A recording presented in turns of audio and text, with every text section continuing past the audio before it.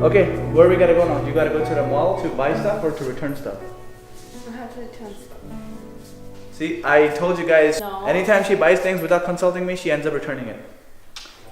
You're gonna disagree. I got a rice cooker that was too small for the house.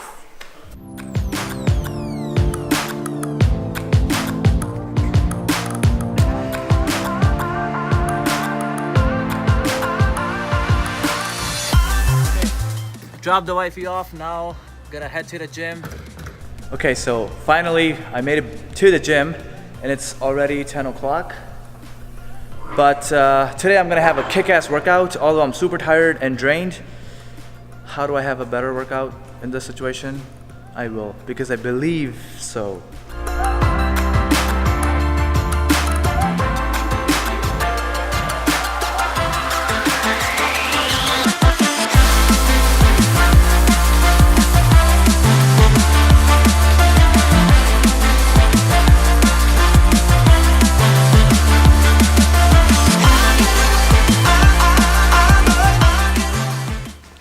Alright, finally I'm done with my workout. I had shoulders and triceps. I said I was gonna have a badass workout, and I did. So the point here that I'm trying to make in this vlog is about discipline. This morning when I woke up, I wasn't feeling well, and I could have told myself that, hey man, I don't need to go to work today, or I can work from home, not shoot this vlog today, or not even come to the gym. But that's very easy to do, and you know, pushing things for another day is very easy to do, but what's difficult is, irrespective of your situation and circumstances, because unexpected things do come up. Even when that happens, you still stick to your plan and do what you gotta do to achieve your goal. That is discipline, and that's what you need to do every single day. So I hope I did that today, and I will continue to do so, and I hope you learned something from this vlog as well.